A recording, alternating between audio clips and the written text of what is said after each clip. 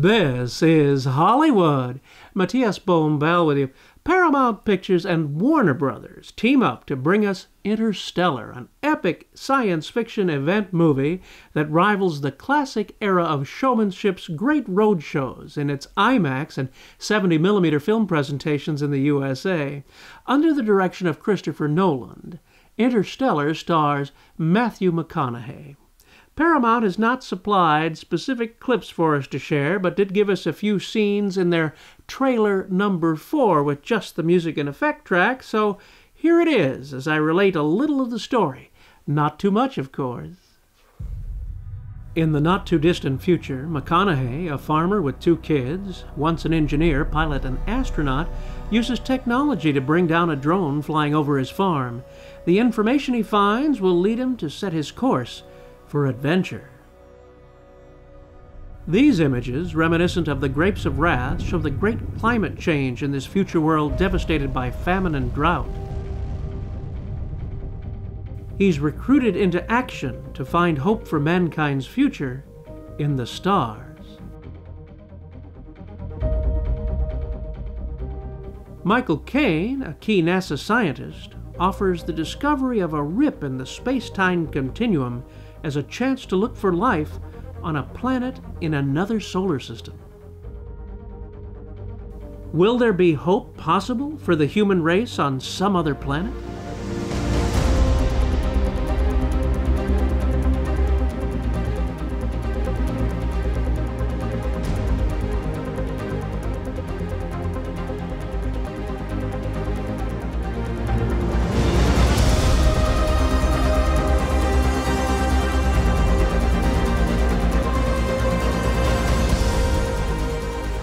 This is indeed a most handsome production, which even at a lengthy running time of 169 minutes without intermission, offers good performances from Jessica Chastain, Matt Damon, Anne Hathaway, John Lithgow, and one of my favorite young actors working today, Casey Affleck. You'll also see in small scenes Topher Grace and Ellen Burstyn.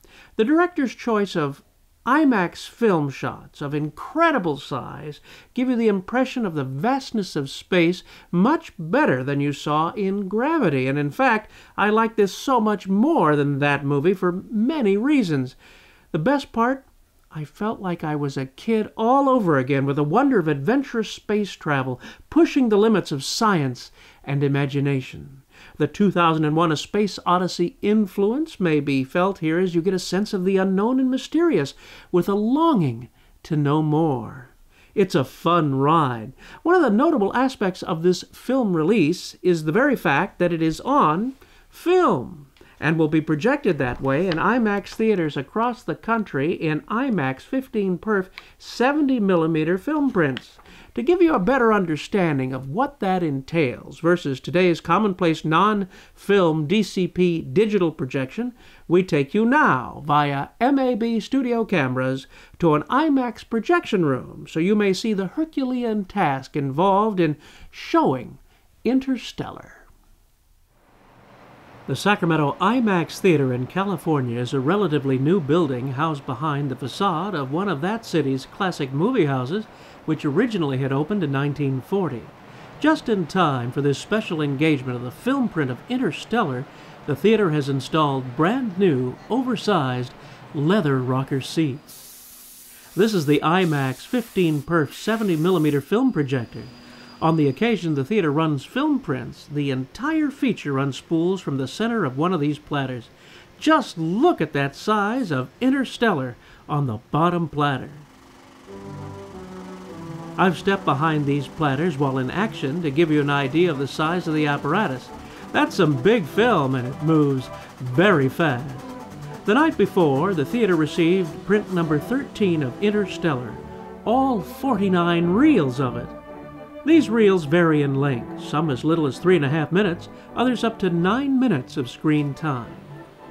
The projectionist then assembled the reels in the correct numeric order, splicing them together, one after the other, until the entire feature is built up. In fact, the film is not on reels, it is wrapped around plastic cores, just the way it comes from the processing laboratory, which makes for lighter and more effective shipping. Here, the operator places splicing tape on the point where one reel ends and the following reel begins. He does this procedure for both sides of the film.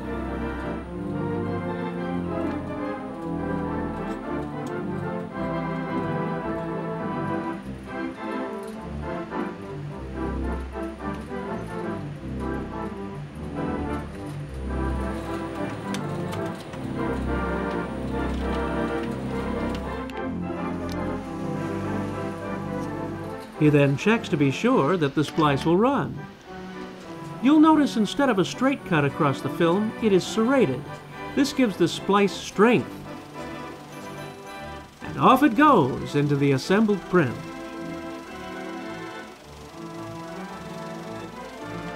After the hard work of the night before, the operator is ready to lace it up for the first showing for the press. He removes the beginning of the film from the center of the platter and threads it over the numerous rollers on which it must travel to reach the projector. This set of rollers serves to remove the accumulated dust from the print before it reaches the machine.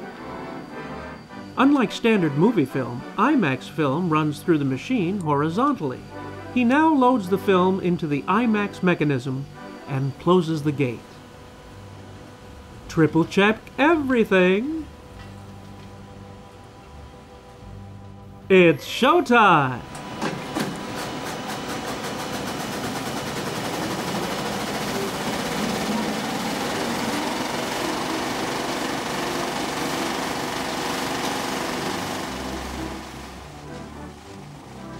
And now, Christopher Nolan's Interstellar reaches audiences the way he had intended it, on motion picture film.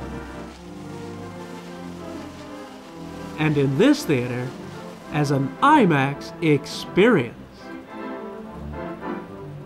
Our thanks to Doug Link, the Sacramento Esquire IMAX Theater, and Gilbert Gonzalez for allowing us to share with you a behind-the-scenes look at what goes on in presenting such an epic experience, and one you may have by seeing this on IMAX film, bigger than life.